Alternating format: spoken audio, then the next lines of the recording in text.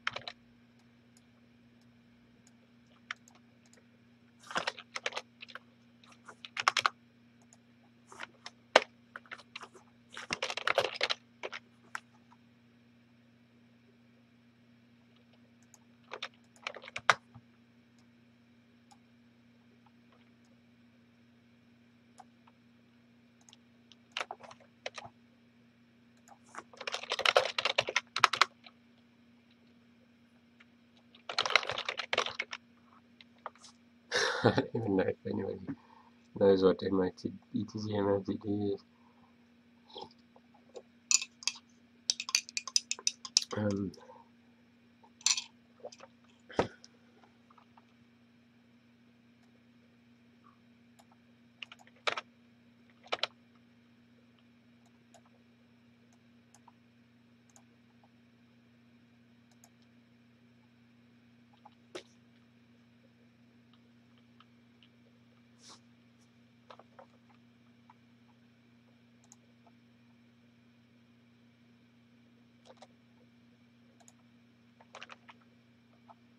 This is a crazy amount of CPU, and it's all. Oh, it's not. Wait, what's going on? Let me just check. It's basically one tab.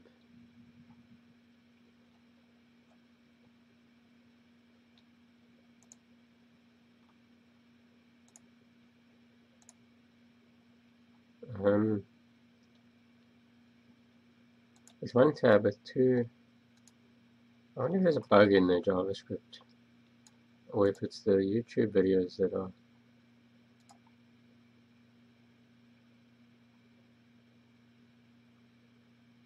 If I pause the YouTube videos, the CPU usage goes like.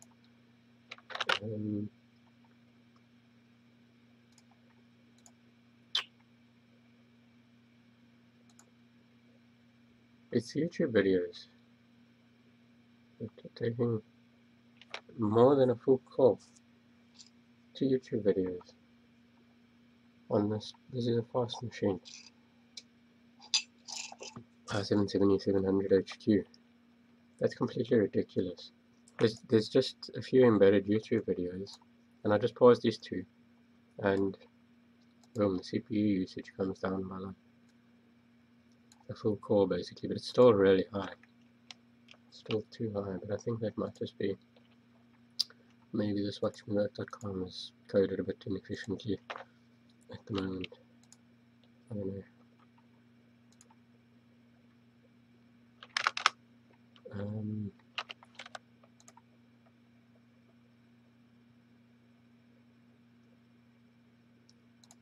Any other things I've got open are a Twitch chat window, which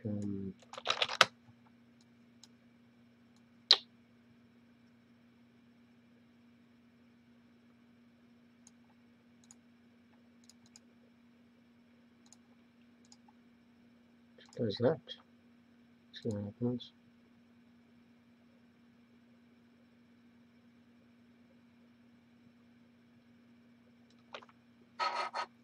I have to have a Twitch chat window because there's so many trolls on Twitch that I have to be ready to ban at a moment's notice. It's terrible. Look, it's a Twitch window.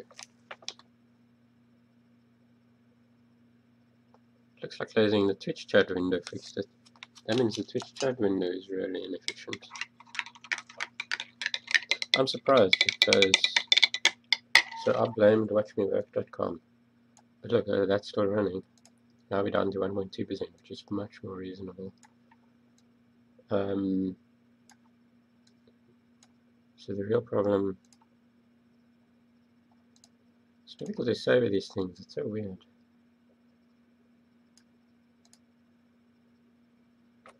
Anyway, I mean not weird, but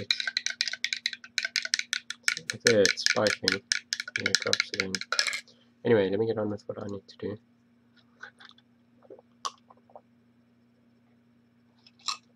I was working on this client server stuff again last night, and on a section editor, a new section editor,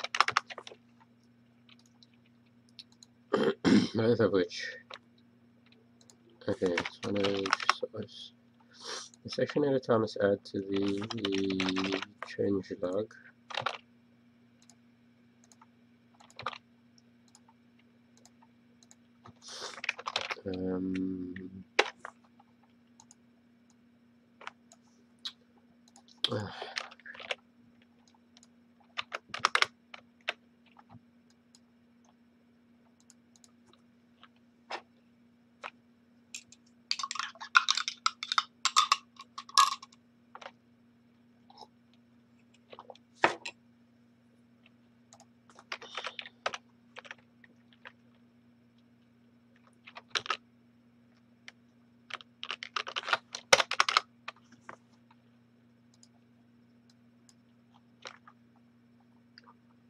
The last update was the Easter update, the last big update, and then there's a number of new features that have already been included.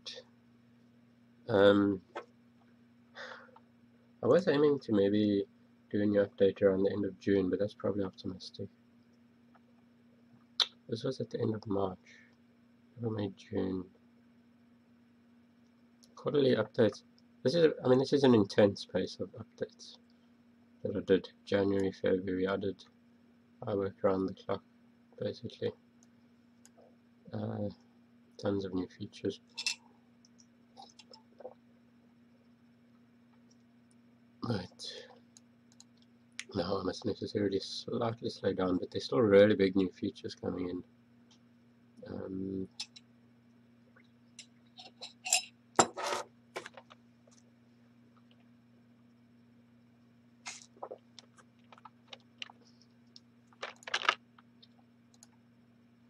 That didn't taste nice.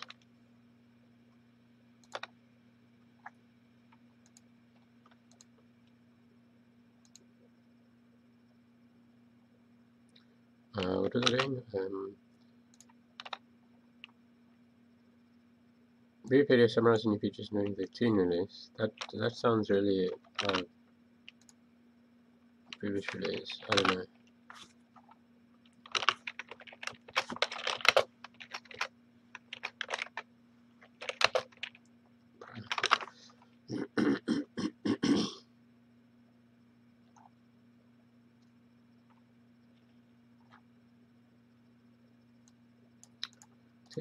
Tentative new line of test slash variables. Okay. Yeah, so now yeah.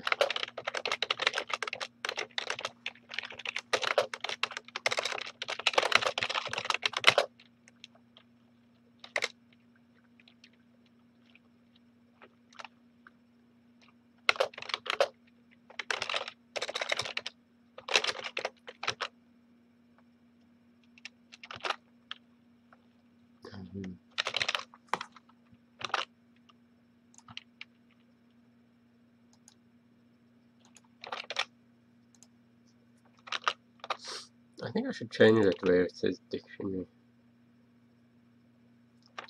All our software should just say the same thing. Dictionary. It's weird. I don't know what it should be. Dictionary. Anyway, first must lead to D.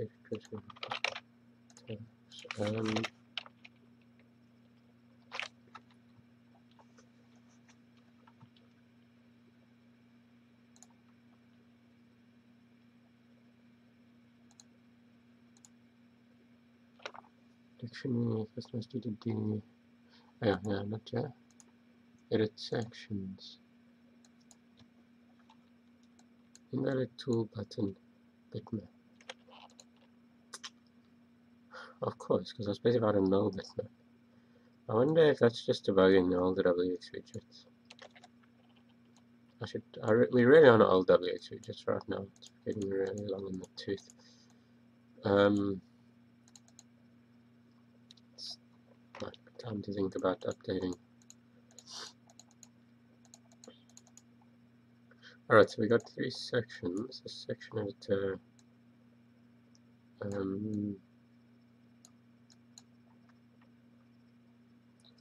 Let's just edit the sections. Let's see if I can. Yeah, that worked. Brilliant. Okay. You can change the order of sections, rename sections, delete sections. Really cool. Edit sections.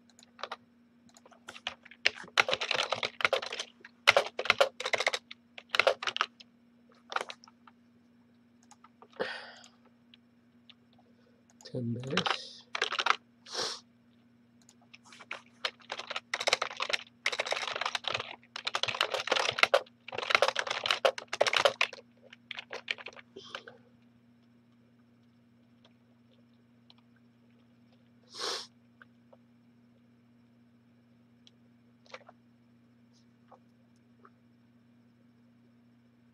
I think all 3 should just say.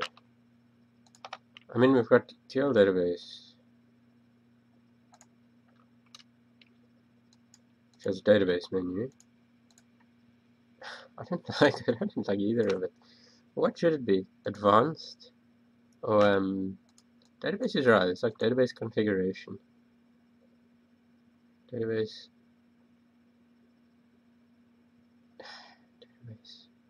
Database isn't right either. Because if you're working on ODBC, you're going to be confused into thinking it's got something to do with the ODBC database.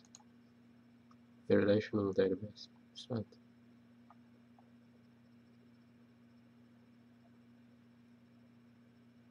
This stuff here is all. Up till there, it's database configuration of your project. Project? No.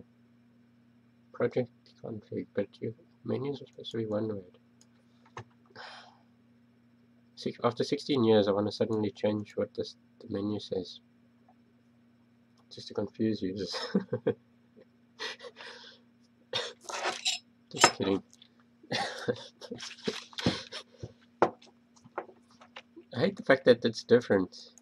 In like TLex it says dictionary, TL term says term base, and TLex says TLex says dictionary, TL term says term base, and TL database says database, but it's the exact same menu with the exact same purpose in the exact same place in all 3 cases. So TLex, TL term. And now whenever I add a new feature that's on that menu, it's just pain. And to explain to users in the user guide, I have to have 3 different versions. Like now, I have to explain to users. If you're in TLDM, you'll find it there. If you're in, that's just confusing for users. Yeah, to explain, if you're in TL database, then it's under the database menu. If you're in TLex, it's under the dictionary menu. I would like to rename that so that it's the same in all 3. It kind of makes sense though, like term-based properties, term-based customized DT. I kind of get that. It feels right. User management, yeah, configure sorting, statistics, yeah, it makes sense. Dictionary.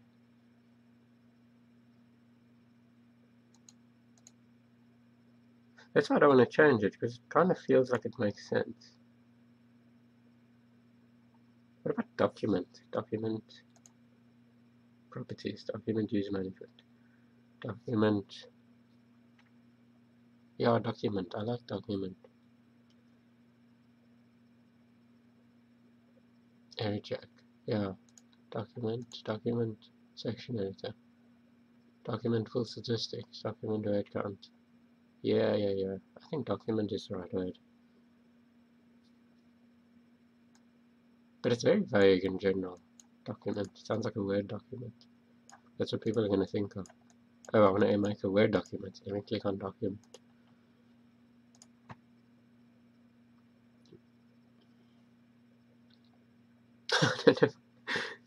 Anyway.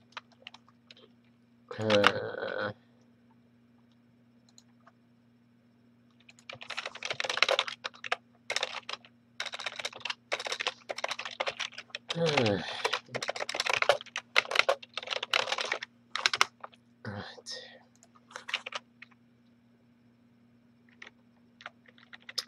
Dictionary sections. Edit sections.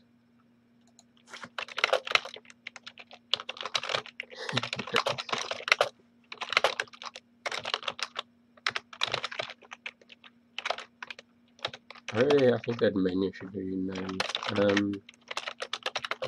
Database.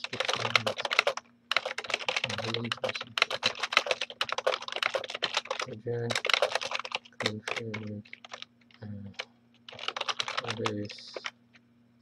And then it sound right. Document sounds at least wrong. Okay.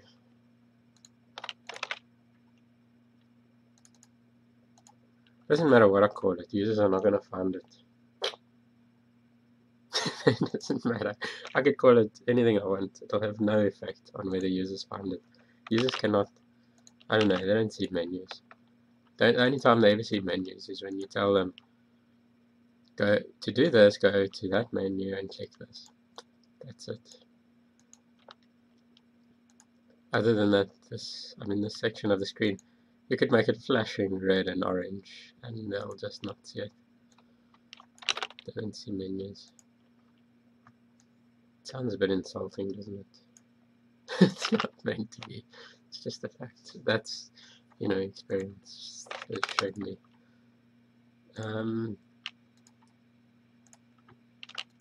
That's probably why Microsoft moved to ribbons, even though I don't think ribbons are cheesy. Okay, so I want to check my uncommitted changes here.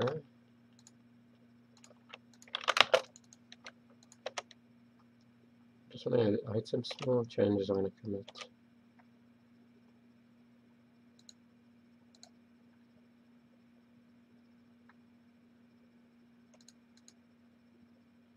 This I wanted to change.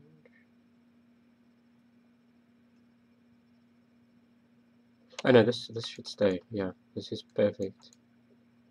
Well, not perfect, but it's. I must just add a.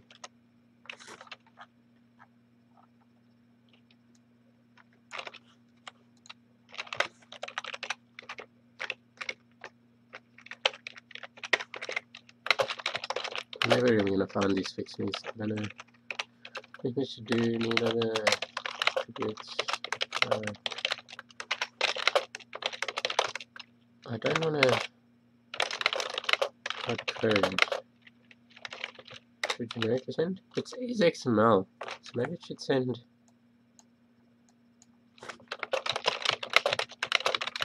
Maybe it should send XML after all. Because I want to it's silly. I want to JSONify the XML when it's XML. I'm like.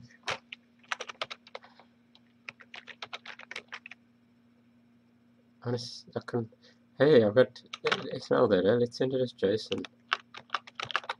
Let's convert the XML to JSON inefficiently with lots of attributes and send it. It sounds daft.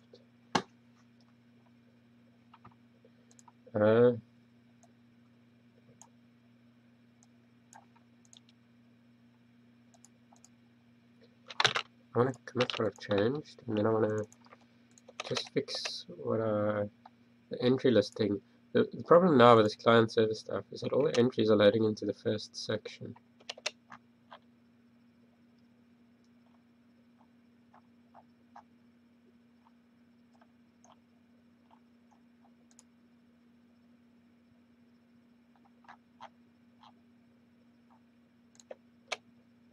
I'm not even going to read that. That's scary.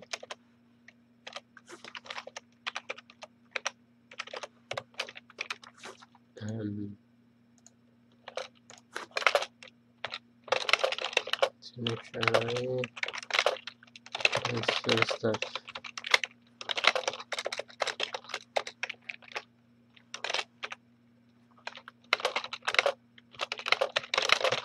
Six basic section list.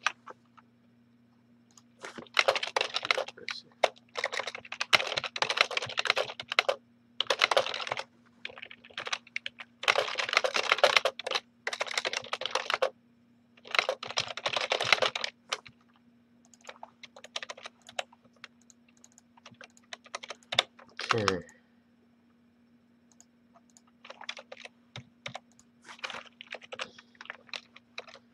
Okay, now the problem is, as I left off yesterday, is this is like a trilingual dictionary, 3 sections, right? Afrikaans, English, Xhosa, and there's one entry in each. And now we say tool start server, and that one is now running as the server on port 99.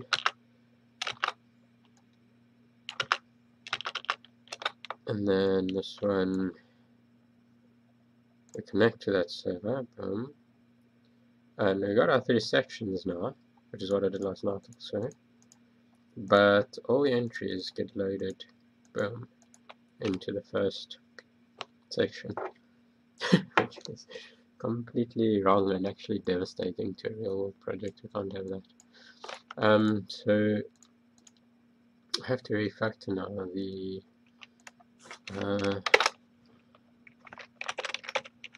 entry list stuff, but we got an existing API with an existing project. This OERTB project is already using this stuff, and it's already using the entry list. So I don't want to change the API.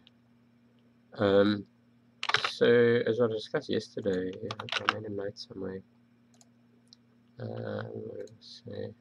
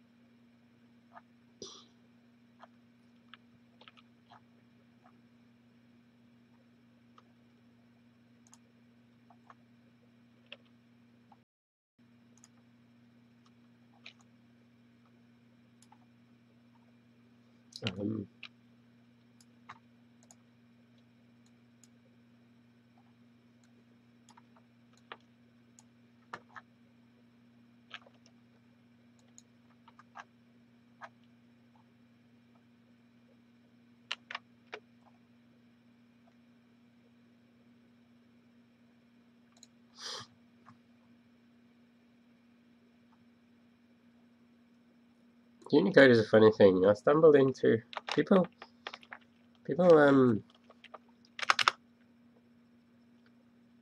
sort of bias where they sort of only see the importance of adding the things that are personally important to them. And I stumbled into a debate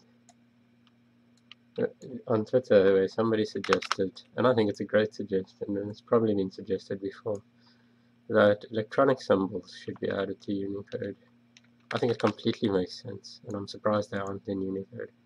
Like the resistor and capacitor and basic gates and things like that. There's so many benefits to having that in Unicode. From a communications and educational perspective to text analysis, but historical preservation of information in text documents.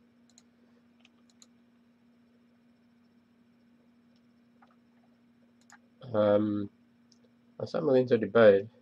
Somebody suggested it, and then somebody dismisses the idea. Now the person who dismisses the idea appears to be involved in advocating for adding like thousands of year old ancient historical like Chinese characters to Chinese Han characters that are just of historical interest and only appear in ancient Chinese documents. And that's really interesting stuff, and I agree that's cool, it should be in Unicode. But it's bizarre to me that somebody can see that it's, you know, somebody's arguing for the importance of adding these ancient characters in that aren't even used anymore in Chinese.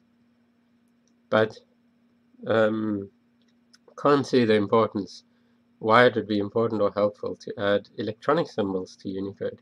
I mean, that is just completely and utterly bizarre. It's like you can't see the future and the potential.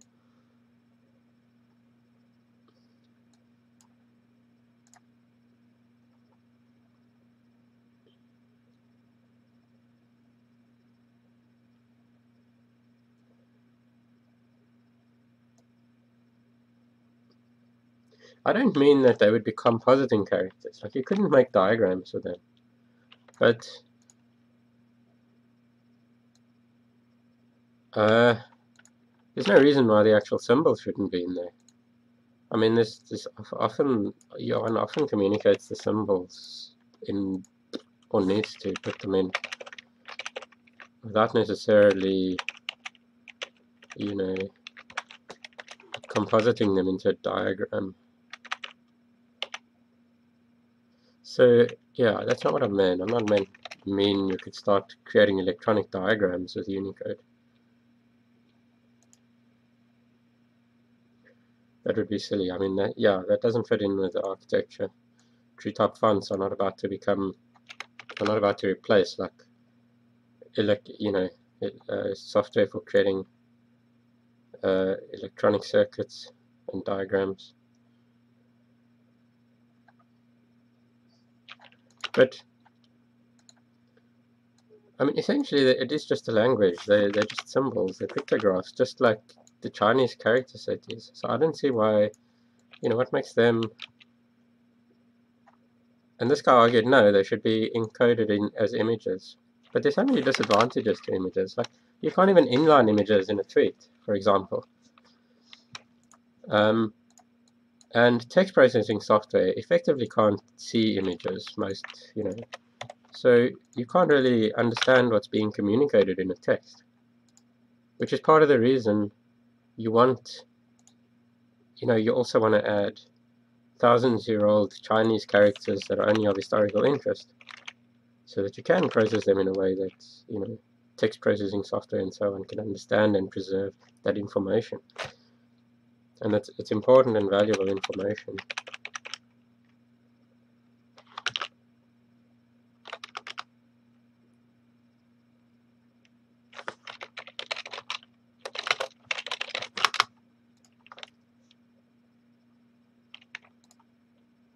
Yeah, just basic symbols like this.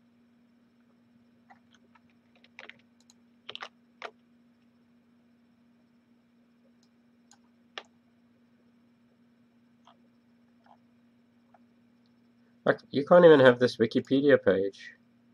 You can't text process it and know what you're looking at here, because this isn't a character symbol. If it was, you could.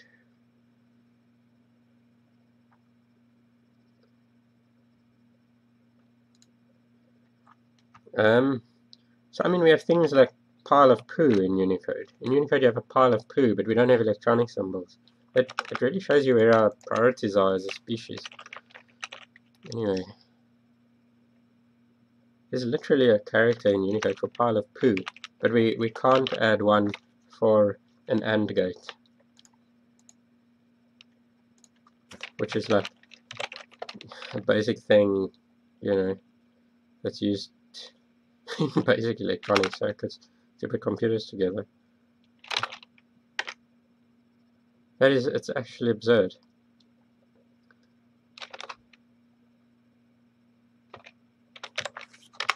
Yeah.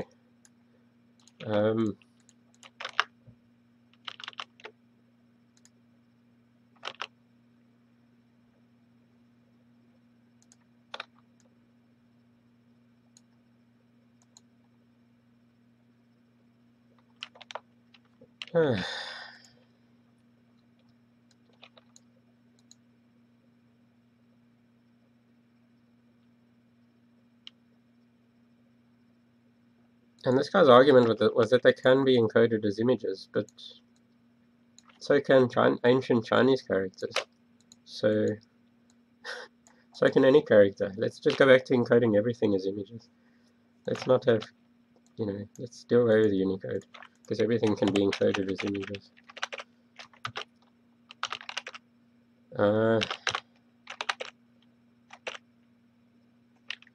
You know, I suppose you have to draw the line somewhere. You can't put everything in Unicode.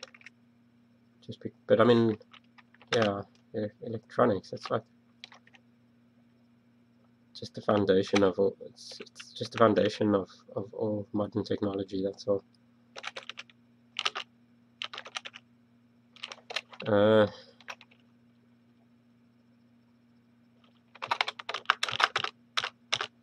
Server entry list.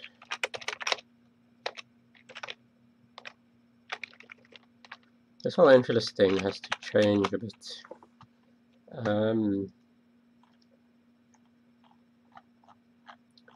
It basically is one. How does it? There's one return value, which is the entry list.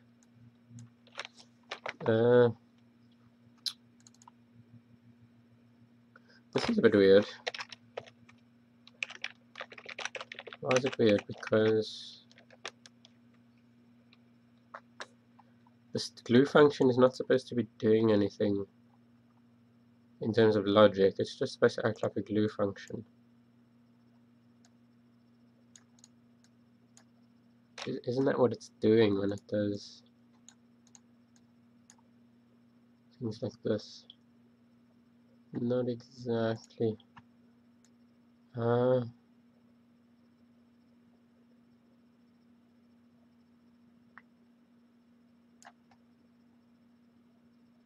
You might want the entry list for just one section. That's also why I'm thinking I want to maybe have two entry list functions. Get all entry lists. Or just get one entry list.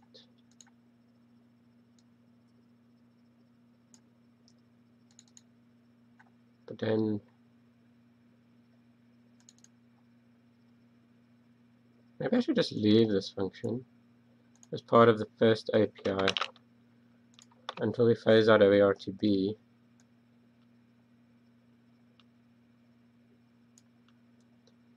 Well, I don't want to phase it out until it gets updated or whatever to new.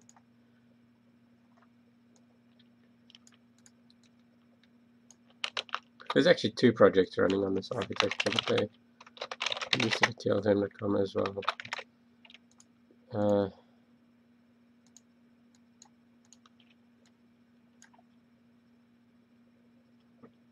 Entry list. Maybe I should make an entry lists function that returns all the entry lists.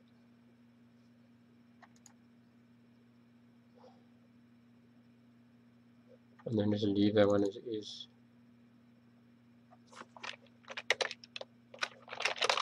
And now.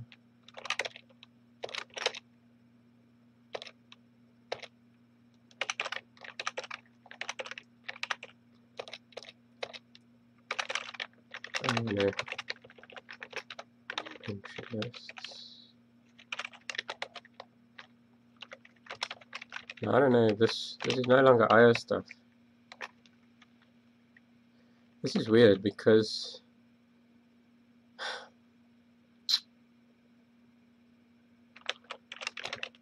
There's io.1 and there's just a plain one, and it's the same function. But there's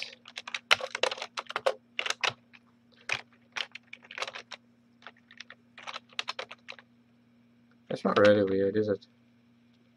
It's just one should probably call the other one,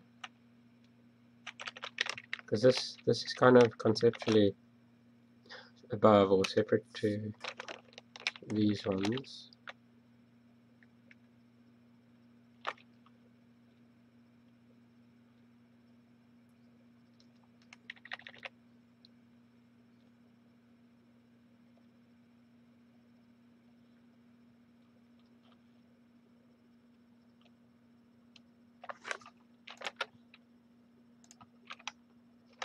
Just want to check something. Lecture. That's interesting. There already are a couple of characters. Oh, electric arrow. That's not an electric symbol. Electrical intersection. That's pretty odd. So there's an electrical intersection character in Unicode. So that's not really an electronic symbol, but it's, yeah, what is it?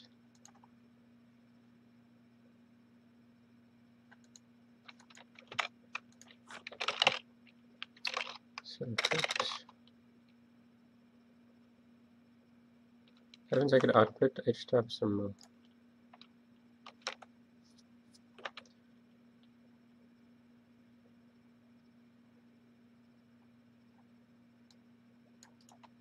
Strange stuff.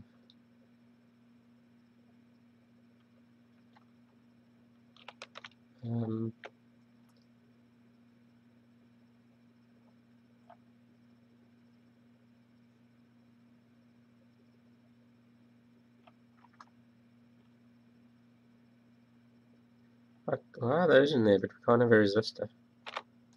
Let's just check if there's a resistor. Resist.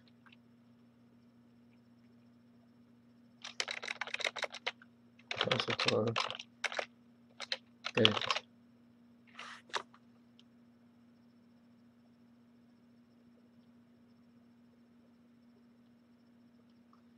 This is a cool feature in our software, this filter style search in the Unicode database. There's some interesting stuff sometimes.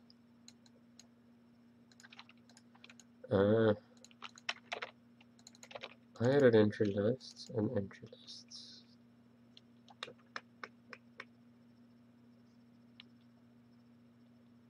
Take all entry lists. Nothing wrong with mapping two thingies to the same method.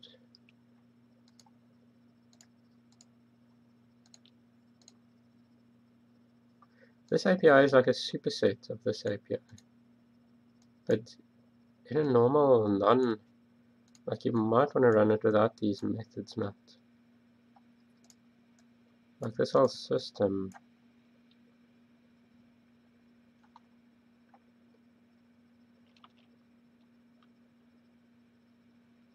Like you would never want to call this in the normal case. It's really special. It returns a big binary blob that's only the IO knows what to do with. But this you may want to call if you just have a regular website and you're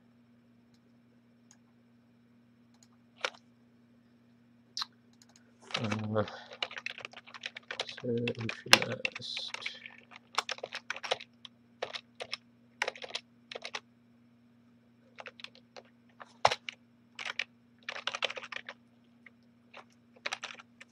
There's public tree.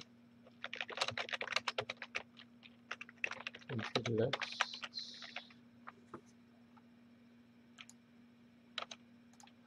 And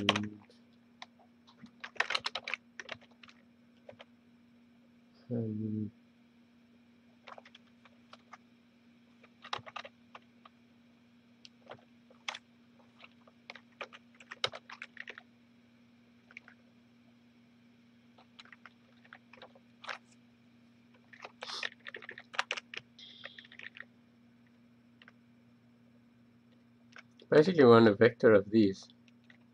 A vector of pairs. I feel a bit bad making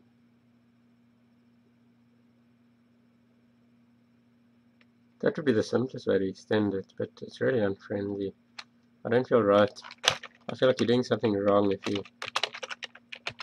you're like studying this. At some point you should be creating a class or a struct or something. There's nothing wrong with doing that per se. I mean, it's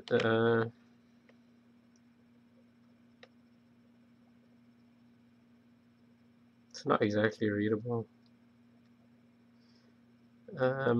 Basically we want the same result that entry list returns, but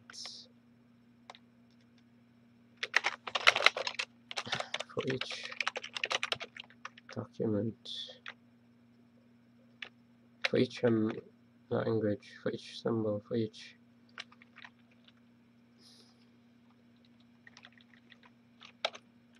now I'm tempted to make this more than just a glue function, but to actually put logic in it because it's easier.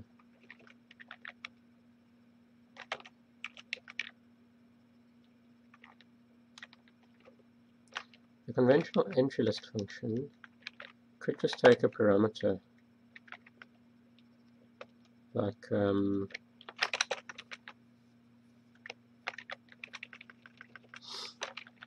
this return on copy on return is,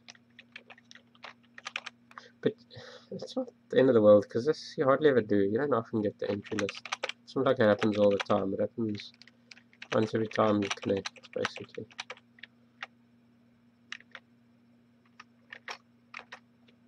So it's inefficient, but it's inefficient like rarely, and not so much that it's going to really cause any bottleneck. Like, so what we really want is for entry list here, maybe to also take an optional parameter like section only. Okay, and if that's -1, we iterate all sections. Otherwise, we just return the given section. Okay.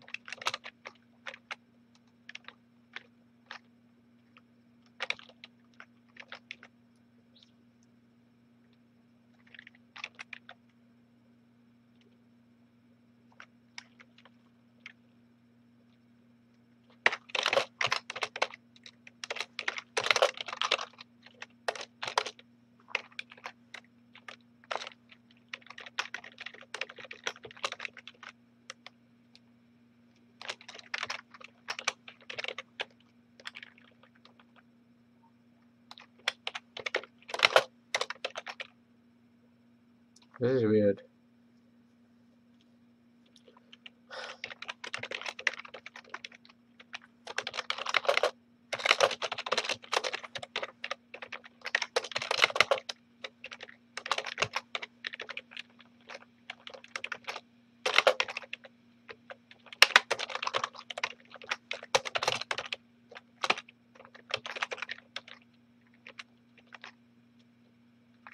So by default it returns, but you would never want to do that. You would never want to.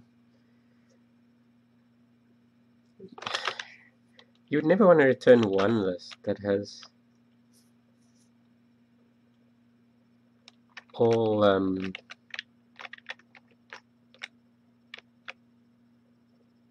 so never mind this at all. But actually, this is what we want. Section equals 0. Entry list returns an entry for 1. Yeah, that's what we want. Yeah. Entry list returns an entry for 1 section. And that's it. Get section, no loop. No I loop. Okay. And now it still behaves the default behavior. Fine.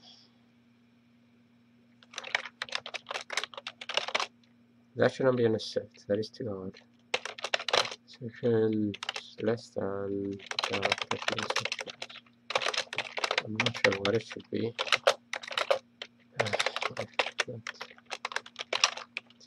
Not even soft assert. This is an API client. There's no telling what people are going to. If it's in junk data to the server, you don't want the server asserting because somebody requested sent a junk request for section 12 when there's only 3 sections or something.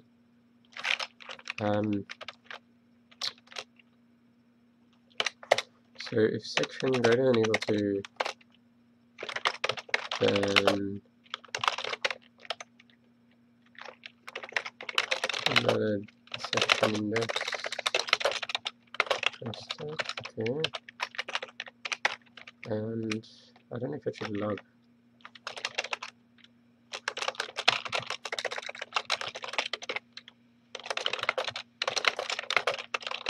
But somebody could, whatever, let's just use section. Somebody could blast the server. Invalid section index request. So it's going to sit there logging and logging and logging.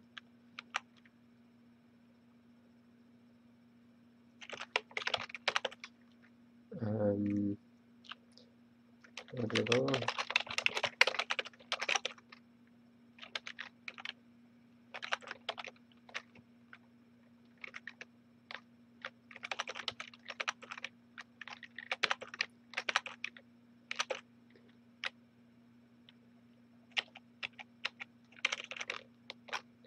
Now our load entries function, actual load entries function must basically do something like this. Okay.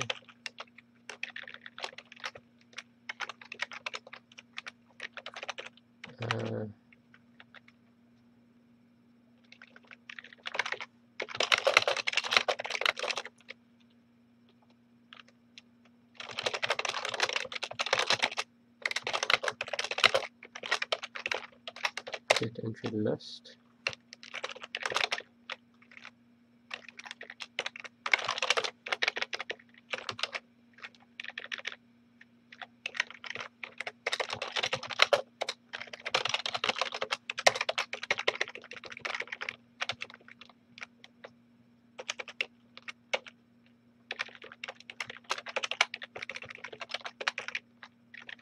Load entries, man. Load entry lists.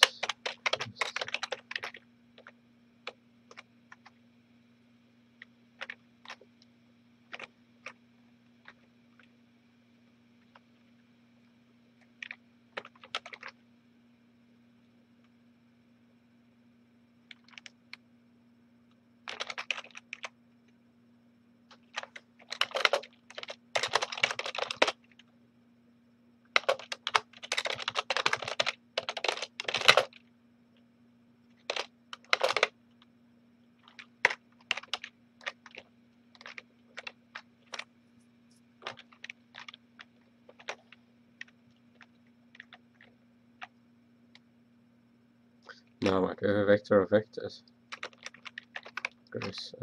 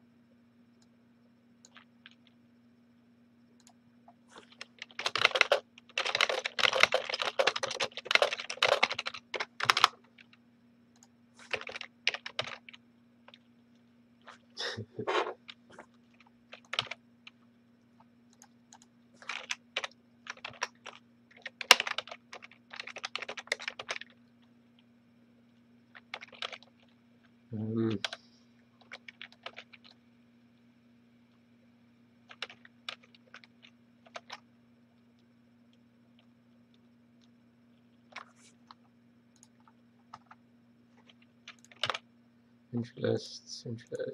This should pass a reference. to vector of vectors of pairs. This is really horrendous. No, this is too horrific. Vector.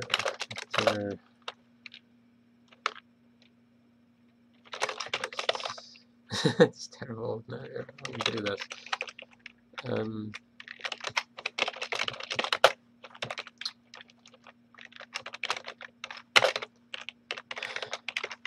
Yo.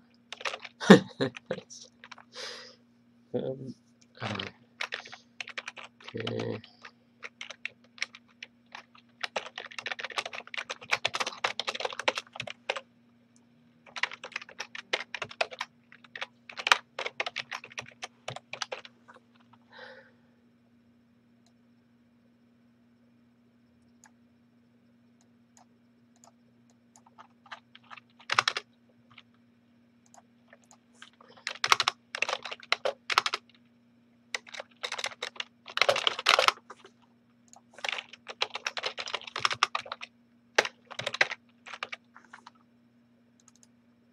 Session ID.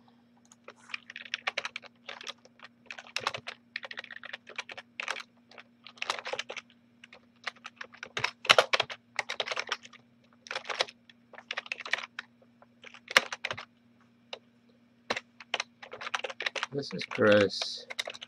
I really should add gross as a quick macro. Or I should stop doing such gross things. Is it gross? A vector of pairs.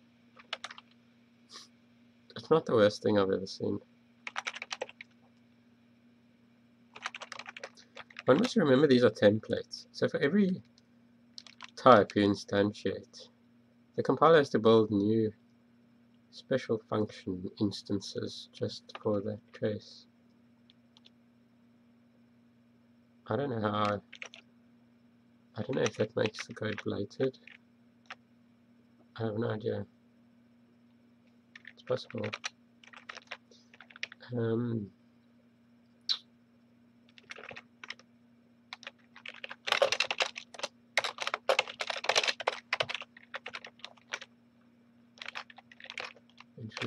Entry last, okay.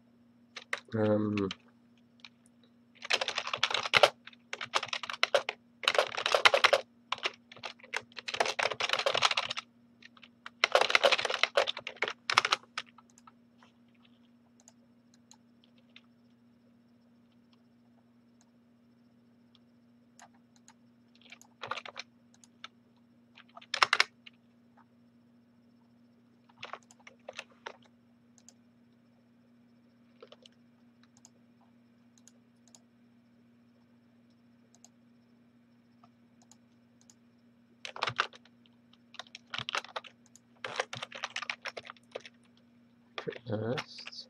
Okay, this glue function should basically now be like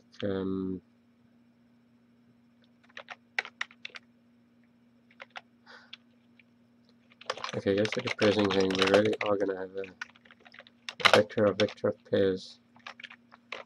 Okay. And then we're gonna call TLex entry lists. And then we're gonna do like we don't need to put that nonsense really. We're just gonna do like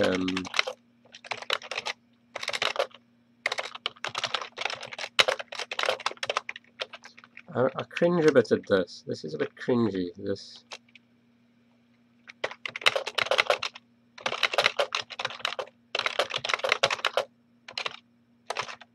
cringy. Okay, I don't know. I can't say scientifically. I can't give an objective reason why I don't like it. I just is that generate child?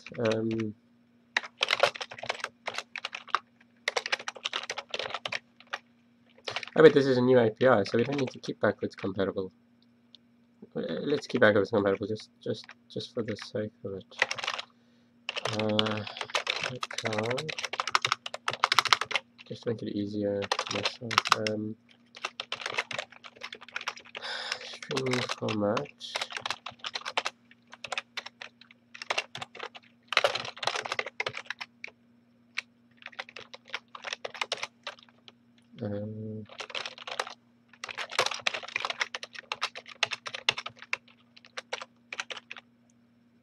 And that should be a rect.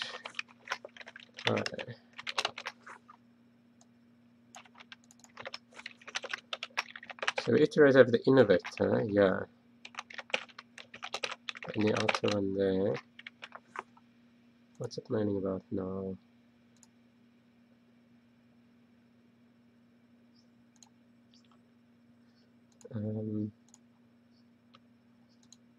Oh, there's a missing semicolon.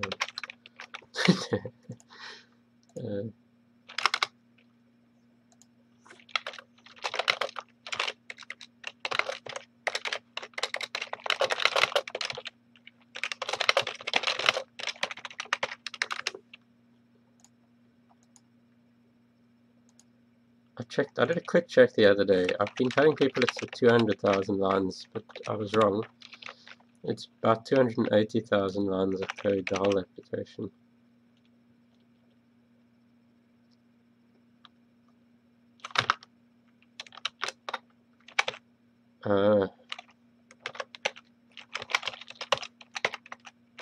Entry list, redefinition of debug argument parameter 1.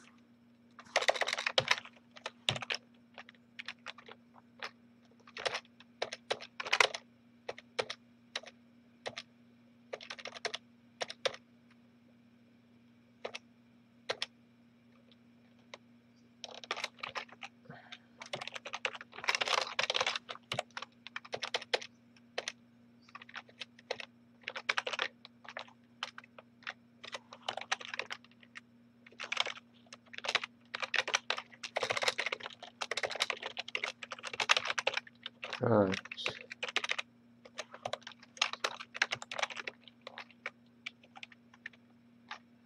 I'm not sure I need to check the auth because it's not really necessary to check auth here because entry list checks auth.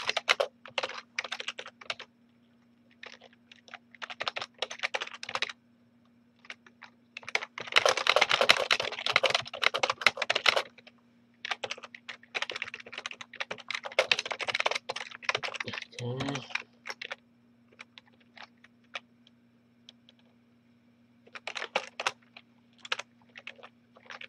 This is a threaded architecture, so we have to, the server runs multiple threads to serve different clients in parallel.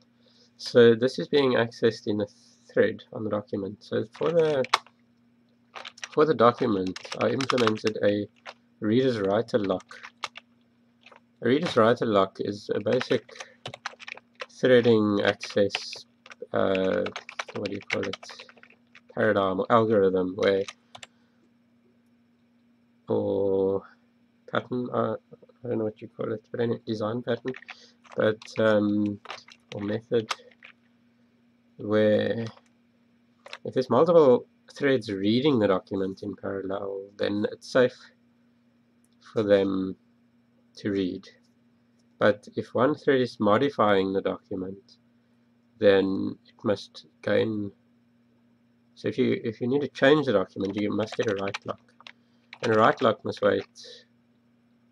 must block everyone else out. But if there's so everyone must wait if there's a write lock, and write locks must wait for each other. But read locks do not need to wait for each other. You can have multiple parallel read accessing if nobody's busy modifying the document, which 90% of the time will be the case. 99.9% of the time, the document won't be being modified.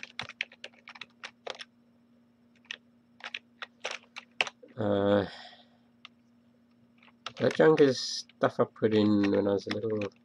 The number of entries maybe we put, but really, this is more. Okay.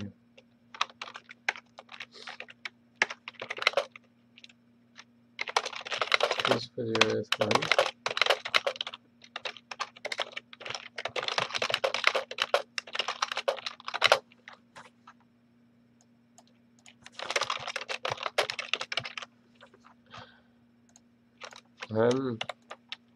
Not right now.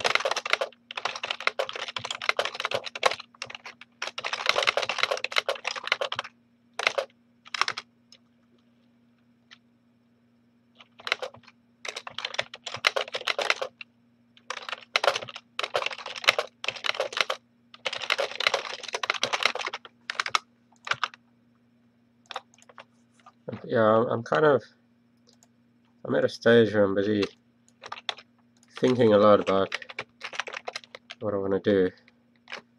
I mean, other than this stuff, Twanage, which is other than this.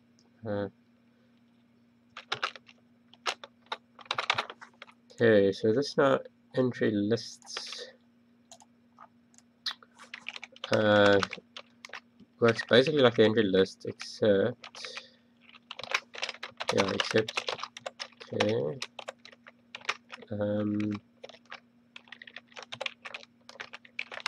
So the part of the client that is calling entry list needs to change. I need to change the client now. Where the client, which is somewhere around line 3800, I think. Yeah, that was a good guess. Okay, entry list, that was a really good guess. 3958. Okay, so this must change either entry lists or just entry lists. That's not clear, I don't know. Anyway, maybe we should stick to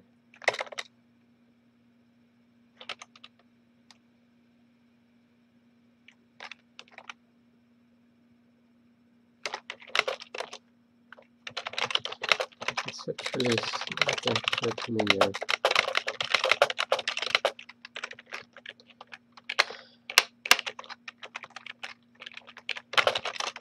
So nice, stick to, and it's always the plant mix and match the core API.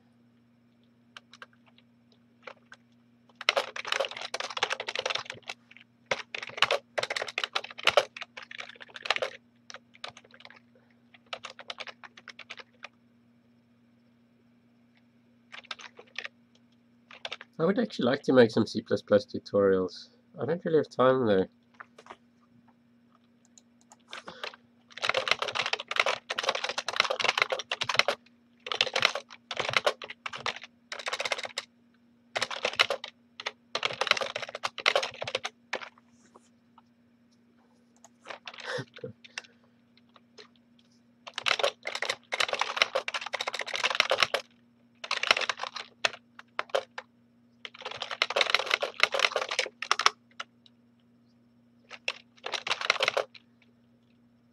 If there's a way to generate income from the videos, then that would help. I don't know.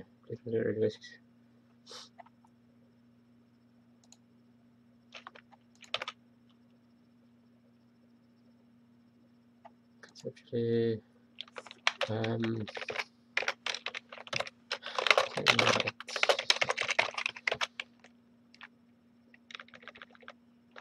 of course, they can internally map to the same internal functions provided. Ultimately,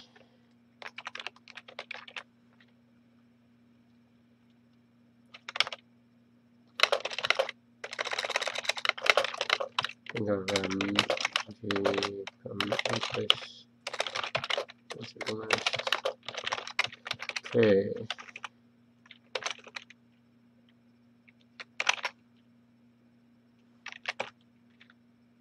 I think I'm leaning towards IO.entry lists. Okay.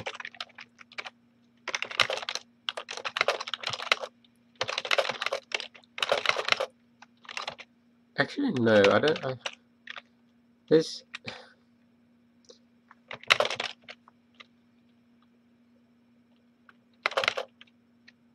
Guys are always using IO.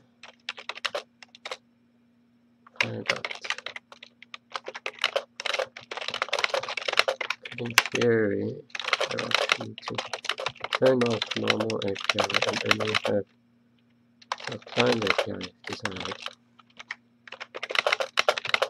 Desired for security access perspective. That's a big plus. Ways of mix and match.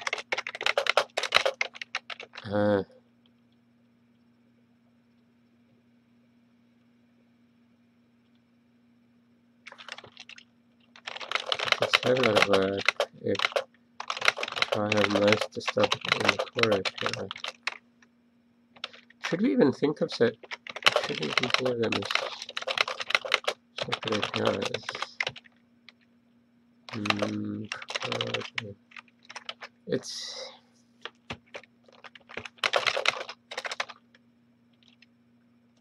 That is a really good question. This will probably all be clear to me in another year or two.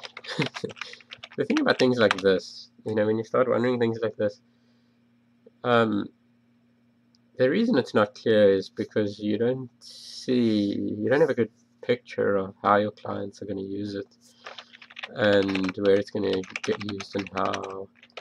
And once it starts getting used more, you start, you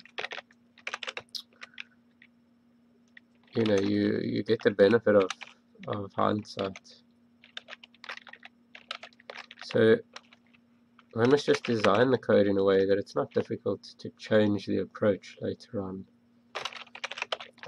So once you have the benefit of hindsight, you can come back and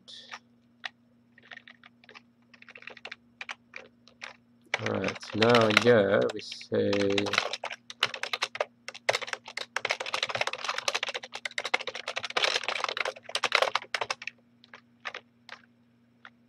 very simple.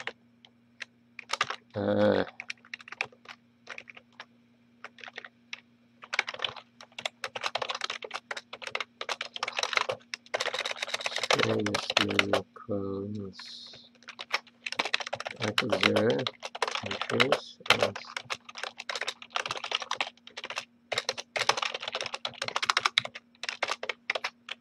string format.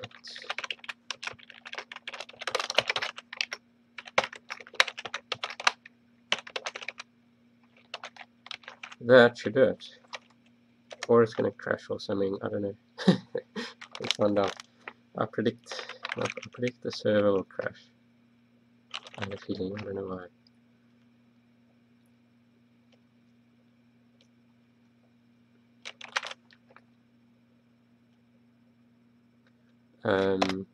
So I'm going to run the server in debug mode.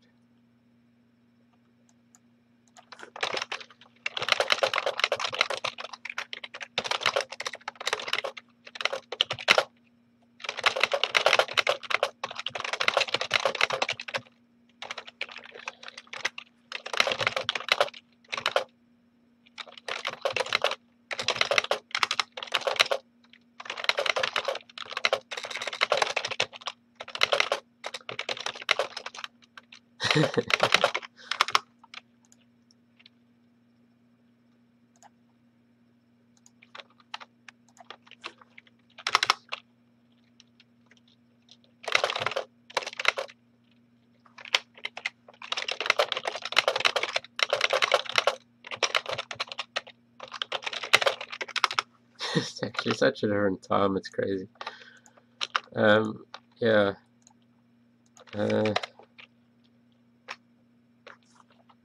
It sounds foreign enough if I think about it. Wow. Anyway, such a different world. I mean,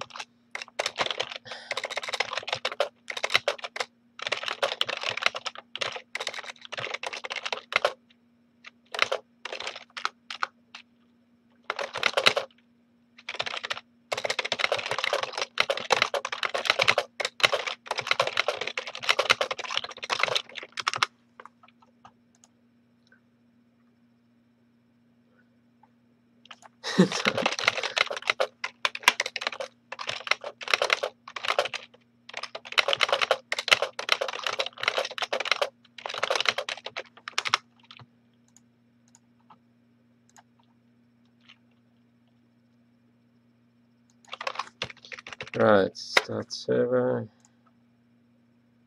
client, interest error. What does that mean? Oh, it looks for that silly succeeded thing. That's childish. That's childish. That succeeded thing I added when I was less experienced. Like, that's you know, I agree there should be something like that there, the succeeded story, but the JSON RPC layer effectively takes care of that for you. But I think I also want to add something like that, but a general one for every function. So it must always, like some APIs, like which is GitHub API. I can't remember, but some APIs, like always, if it succeeds, return something like OK, true. And I quite like that approach because it's, or maybe even a checksum, like a data checksum, because then you can actually verify that the data is correct. I don't know, I'm still thinking about that.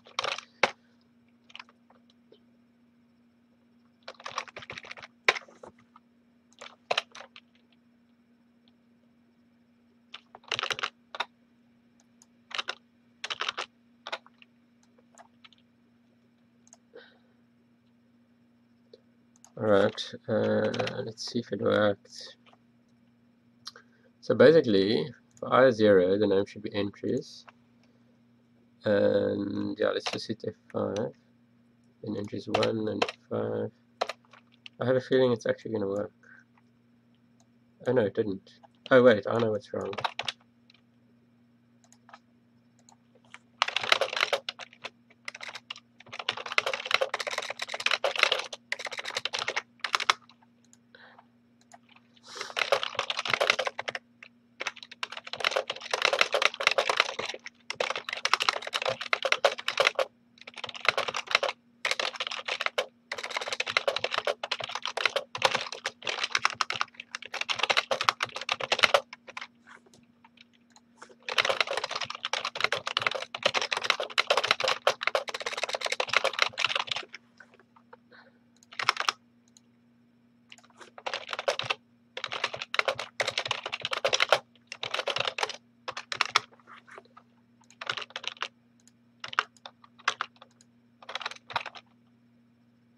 That 0 over there must be I. Wait, yeah.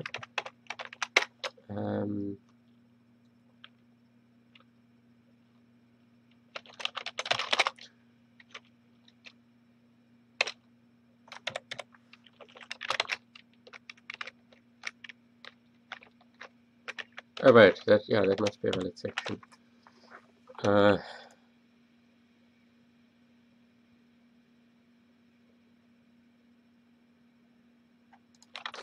Why? What if I made this a const direct? Might avoid a copy.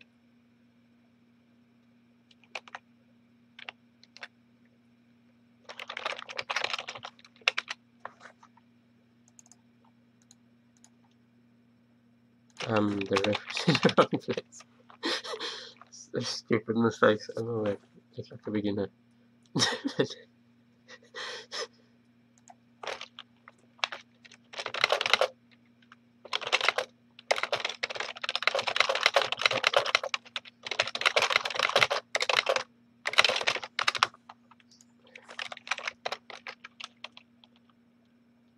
I'd say it's like 70% mine. I don't know exactly, but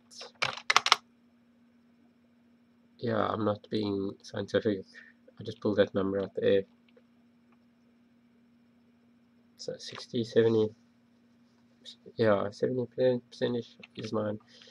There are some big parts like the ODBC stuff that my colleague did. Yeah, there's a lot. My main colleague, I had a yeah, Malcolm, the main other programmer on it. There's been a number of programmers that have worked on various parts, but most of it's mine. You know, there's a few programmers who just did small parts like the TBX, term-based exchange format support and things like that. The main other programmer probably did like 25% at least of the code. He did a lot of things. He did yeah, the ODBC support. He did work also on the corpus stuff, on the XML loading and saving stuff, on some very specific things like SSH based, like the export targets can be over SSH or WebDAV. If you're publishing, what else did he do?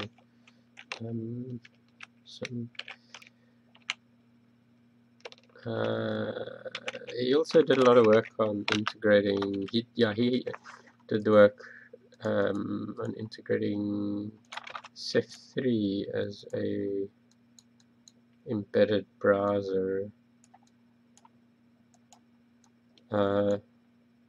Ceph3 is Chromium Exchange Framework, which is an open source embeddable version of Chrome, basically.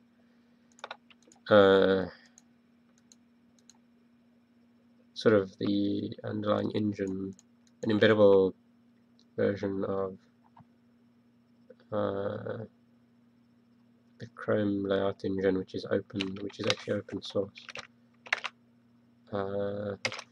What am I doing now? Testing this AnguLus stuff. Okay, right. This is just a simple small sample I'm using to test this multi-section stuff. Start server. Now we're going to start the client. So now this TLex is running as the server. It says their server running port 99. So it's listening on port 99.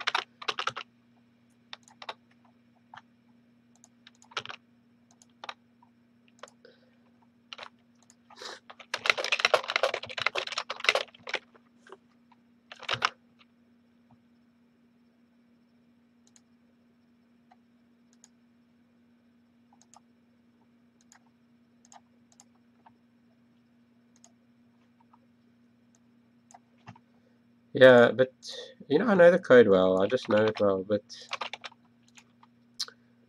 to maintain a code base like this, it's complex with advanced features. I don't know. It's you have to keep on top of it. Like code is a bit like it's a bit like riding a horse. Like if you let it get out of control, it's gonna run away with you. Like you got to stay on top of it and keep in control of it, because either you're in control of your code or it's in control of you. And if if you start getting lazy and you know the code gets too buggy, it becomes compounding. Like it just you know, if you keep it in tight shape, you get positive compounding effects, like compound interest. But if your code is in bad shape, you get negative compounding effects. And because you're always on the defensive. And what happens is, like, if your code is stable, if the program runs nice and stable, and you keep it stable, and then you add one new feature, and suddenly it's not working anymore, then you know it's because of that new feature you added. So, but if your code has a lot of bugs and it crashes regularly anyway, and you add a new feature, and then it crashes, you don't know if it's crashing because of the existing bugs or because of the new feature you added. So everything becomes a lot harder. Plus, you're on the defensive the whole time, because you'll be like, instead of being able to sit now and do new features, you would be fielding requests from customers who are encountering crashes. And we have been through periods where the code was in bad shape, and I was on the defensive the whole time, just spending months trying. And there were so many bugs, like trying to fix lots and lots of bugs. That was like 2013, it was years ago. It was a really bad dip, you know, and you're dealing with clients who are, you know, on your ass about crashes, and some of them are quite patient, you know, but right now the code isn't I'm happy with the code. I'm on top of it. It's in good shape, and I can add new features.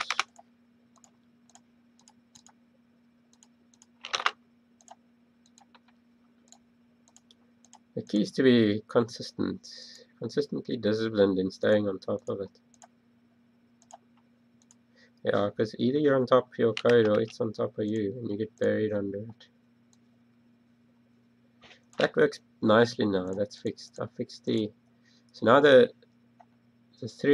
entries are loading under the correct entry list. So now I want to do a test with a proper large database. I just want to build in release mode. That's a tiny little test database. Now we got a document here with 35 odd sections. And it's large with thousands of entries. And I want to check if this loads properly, then this stuff works well. Alright, then this stuff's really working properly. I mean, okay.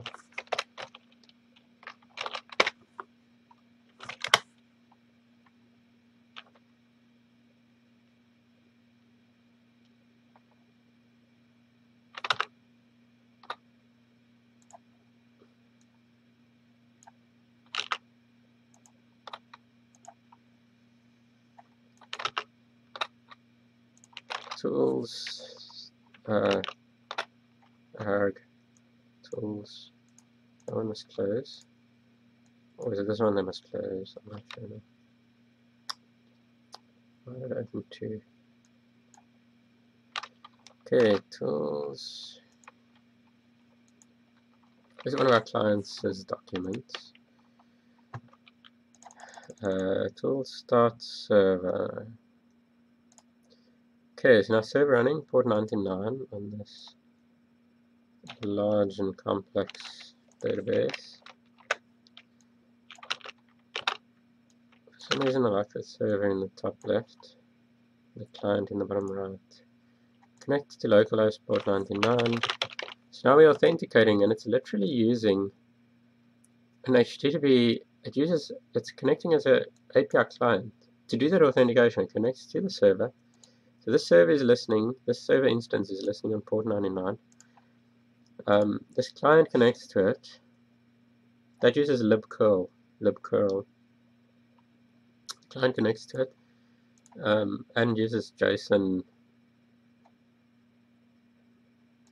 loading entries, load batch. This looks promising. It actually looks like it's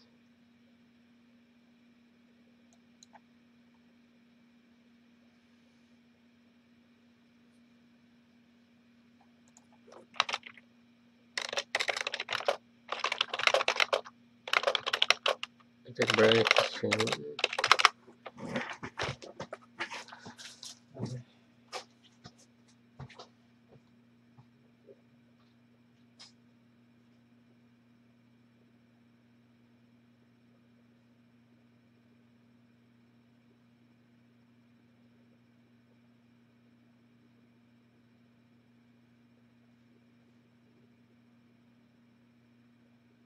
I dropped my phone in water again.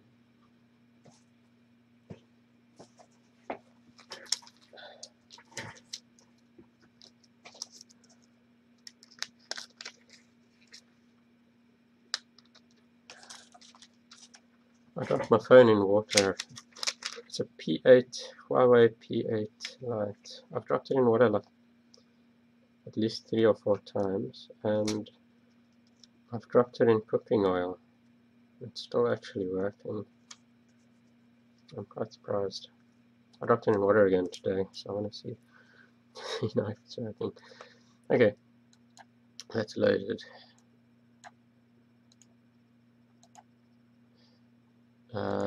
Chapter 9. Yeah, this is cool. It's actually 24.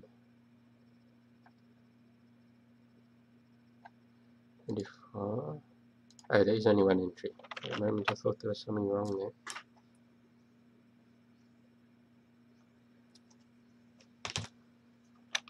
there. Uh, 25, 25.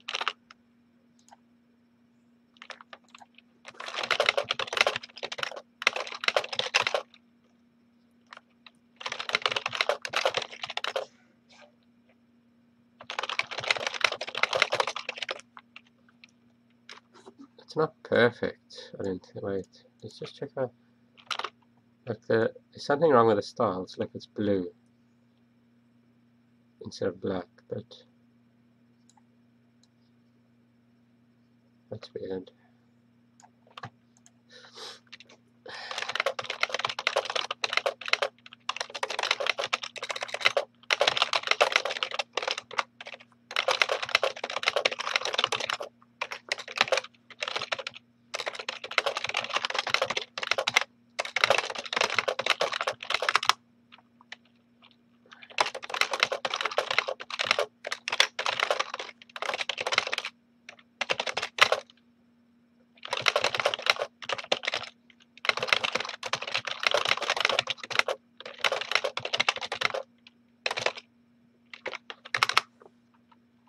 Okay, I'll go to maybe.